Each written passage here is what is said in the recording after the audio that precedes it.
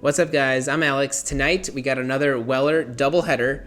Weller Full Proof, the 114 proof blue label expression from Buffalo Trace. This one is another fan favorite. I think the blue and red labels are a lot of people's go-to just because of it's on the more available side, and the secondary price isn't too crazy, and like the store picks drop just seems like all over the place. It's actually, for me personally, I don't know what you guys are like, but I've been having such a hard time finding a regular release than a store pick release. Like the store picks seem to be a lot more frequent than the regular release. It's a little odd. So I kind of wanted to see what the differences are and little nuances, at least in this particular bottle. And I also know that this has definitely been,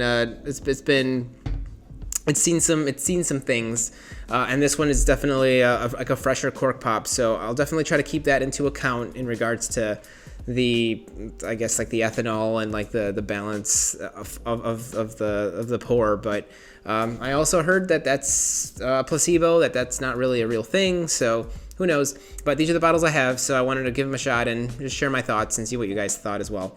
So let's get started with the Weller regular release full proof.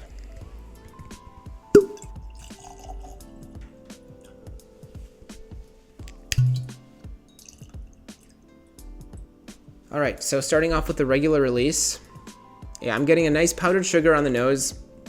It's really pleasant. I think it's kind of borderlining like a little too sweet for me. Like my teeth hurt because it's like they're like scared that I'm gonna get a cavity just from smelling this. Yeah, I'm not really getting any oak from this.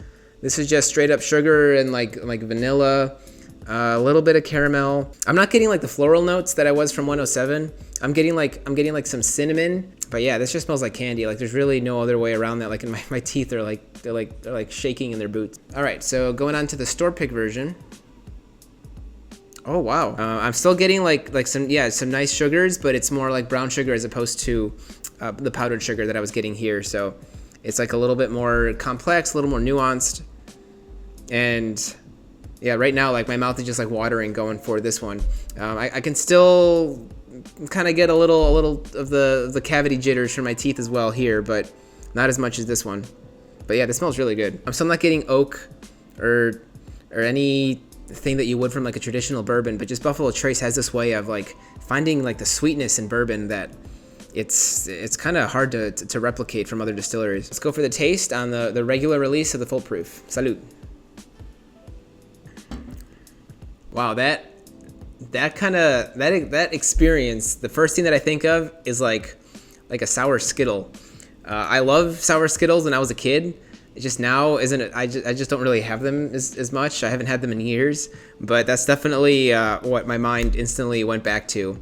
There's definitely like a way high sweetness, almost like a sourness to it. But like a fun sour, not like a bad sour. The ethanol isn't actually too bad. I think when I tried like Weller 107, the ethanol experience is actually kind of similar, and this is like a higher proof. It's 114 proof versus 107 proof, so the difference isn't that much, but still, like it drinks kind of the same. The flavor is definitely there as well, but I just think this is definitely just more. It's like another level, like a next step up for Weller 107, but it just really highlights like the sweetness aspect, but like I went back to like the candy, like sugary sweetness from that. Yeah, like my taste buds, they can't really pull out many other notes besides just like candy. Like I can think of so many different candies. Like I'm thinking of like Runts. I'm thinking of Spree. I'm thinking of sour Skittles.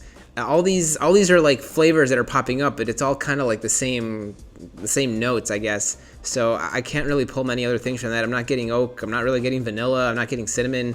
That's just kind of one note, just like candy. So a lot of people like that. I'm like, hell, like that's great. But this is definitely, yeah, it's a little too sweet for me, like on the sour side. All right, so let's try this store pick. Salud. I'm getting more ethanol from this bottle as soon as it hits my palate than the regular release. It's a little odd, but yeah, definitely the ethanol hits me right up front, and it kind of continues down towards like the mid palate. That's where it kind of tapers off and just fades away, so it doesn't go all the way down, and it doesn't. I don't get any like that hug or any of that like astringency from high proof. So we're good there. But I'm getting like definitely a ton of sweetness as well. Still different, I guess. Like I still get like candies, but I'm definitely like getting a little bit more like different flavors. Where here it was just straight up candy. Here I'm getting candy and some brown sugar. But there really isn't that much more distinction. I still feel like the store pick is a little bit more up my alley because there's a little more nuance to it.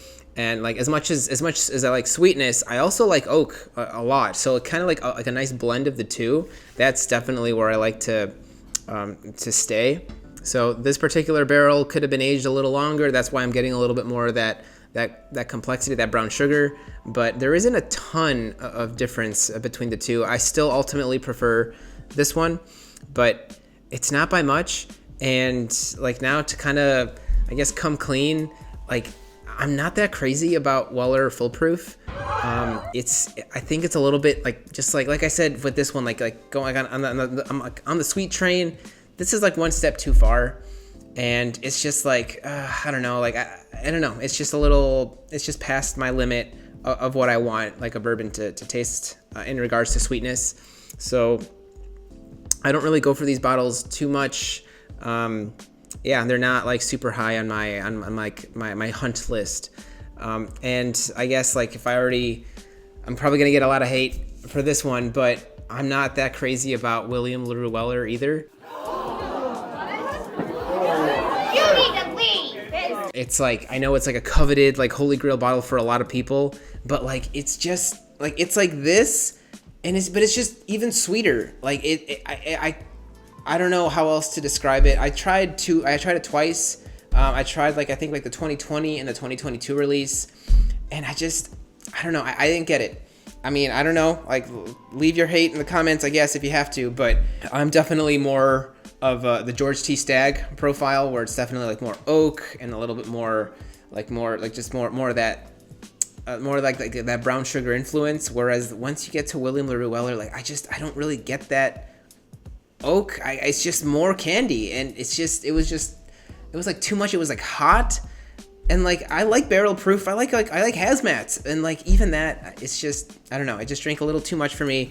I mean, whatever. That's just my palate. It's how it goes. You can't like everything. But going back to Weller Full Proof again, this isn't super up my flavor profile. They're both good bottles. Like I would definitely, like if I saw one for retail, like yeah, obviously I would pick it up just because I know like you don't come across them too often, and it's always nice to have like one as backup.